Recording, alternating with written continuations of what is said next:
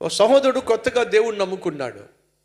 అలా నమ్ముకున్నప్పుడు దేవుణ్ణి నమ్ముకొని మరొకడు ఈ ప్రశ్న వేశాడు, ఎరా యేసయ్యను నువ్వు నమ్ముకున్నావు, నేను యేసయ్యను నమ్ముకోవాలా? నాకు ఎన్ని కష్టాలు ఉన్నాయో, యేసును నమ్ముకున్న తర్వాత కూడా నీకు అన్ని కష్టాలు ఉన్నాయి.